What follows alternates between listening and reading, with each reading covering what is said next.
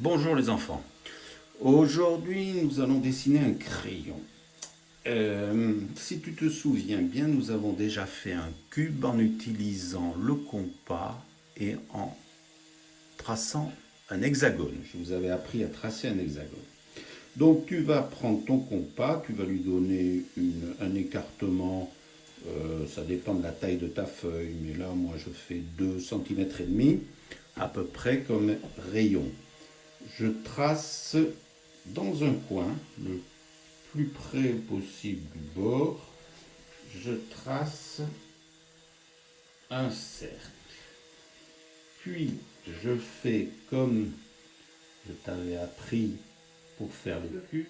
Je pose ma pointe n'importe où sur le cercle et je fais une petite marque, sans changer évidemment jamais l'écartement du compas. Je pose ensuite la pointe sur cette petite marque, j'en fais une deuxième en suivant. Et je continue comme ça, en essayant d'être précis. Je le fais donc 6 fois. Ça va me donner 6 intersections, 6 points posés sur le cercle. Hein. La marque peut être toute petite, hein. C'est juste le point qui m'intéresse. Et ensuite, je vais rejoindre ces 6 points. Hein. Donc attention, hein, je rejoins bien l'intersection entre mon coup de compas là, et le premier cercle, c'est-à-dire un point qui se situe sur le cercle, pas un point qui se situe sur la marque que j'ai faite, comme souvent vous avez tendance à vous tromper. Donc je continue comme ça, hop, voilà, et j'obtiens donc un hexagone, c'est-à-dire une figure avec 6 côtés parfaitement égaux. Ce que je fais là, je peux appuyer. Par contre, ce que j'ai fait avant, j'ai peut-être un peu trop appuyé. En tout cas, je te conseille de ne pas trop appuyer sur le crayon dans la construction, c'est-à-dire dans le cercle, parce que ce cercle, il va falloir l'effacer. Ce qui m'intéresse, c'est l'hexagone.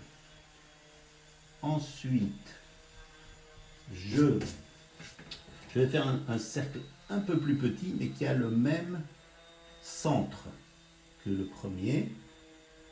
Ça va être la mine du crayon de couleur. Hop. Voilà, j'ai dérapé. Mais c'est pas grave. Voilà. Donc, j'ai un hexagone. Et maintenant, je vais faire les côtés du crayon. Alors, c'est un crayon qui est vu, on ne peut pas dire que c'est exactement de la perspective. C'est un crayon qui est vu un peu de côté et en même temps de dessus. Mais c'est pas grave, c'est une façon de représenter. Alors il y a une erreur à ne pas faire si on veut obtenir un crayon avec 3 faces qui soient jolies à regarder comme un vrai crayon. J'en trouve un là peut-être. Non, j'en trouve pas. Mais un crayon comme ça.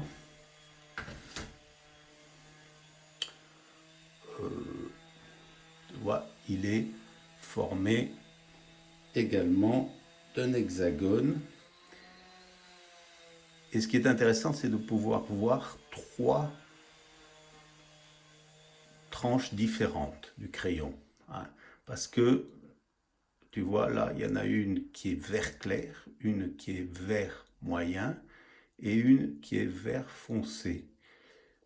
Pourquoi? Parce que la lumière vient de par là et donc elle éclaire plus cette face et elle éclaire pas du tout celle-ci qui est dans l'ombre.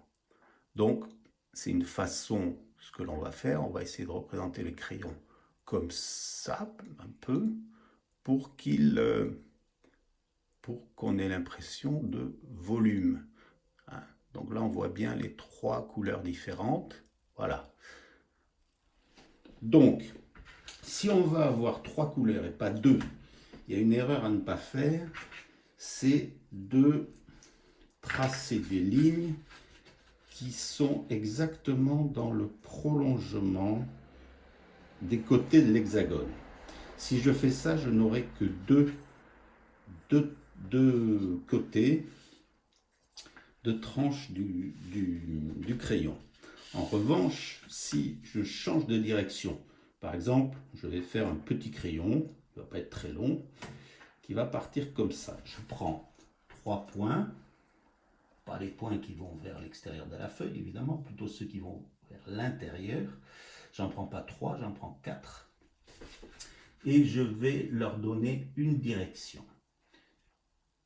Une direction, on va dire celle-ci. Vous voyez, c'est pas du tout la même direction que ça. Je mesure, parce que c'est important. Par exemple, je m'arrête à 19. Je vais faire ensuite, alors là, il vaut mieux avoir une règle transparente pour faire ce que je fais, mais je n'en ai pas sous la main. Donc, je vais tourner ma feuille pour voir la direction et être tout à fait parallèle. Et je trace parallèle, ça veut dire exactement dans la même direction. Il ne faut pas que ça parte comme ça, ni que ça parte comme ça. Il faut que ça parte vraiment dans la même direction et que ça ait la même longueur. Je vais rectifier, c'est un peu trop long, on va dire 17 cm. Voilà. 17 cm. Je fais 17 à nouveau. Je m'arrête bien au 0, hein, c'est pareil, si j'avais mis le 0 là, le 17 serait ici, mais là j'ai fait l'inverse. Et je continue. Encore 17, toujours dans la même direction, bien parallèle. Hop. Et mon dernier point, également 17 cm. Voilà. Donc, tu vois bien qu'il y a 3 zones qui ont été délimitées. Et donc, je vais pouvoir faire mes 3 couleurs. Il me reste à finir ce travail en faisant la pointe du crayon. Il est bien taillé. Voilà. Et je rejoins. Alors ça, je peux le faire à la main parce que c'est jamais très précis. Ça peut être... c'est un peu... voilà. J'imite un petit peu le crayon. J'oublie pas de fermer ici pour pouvoir colorier la mine. Et c'est bon, il ne me reste plus qu'à colorier ce que je vais faire. Donc voilà, alors j'ai de la chance, j'ai 3 verres différents dans ma boîte de feutre. C'est peut-être pas ton cas, mais tu peux obtenir le même effet en prenant des crayons de couleur, un seul crayon de couleur, comme je t'ai déjà appris.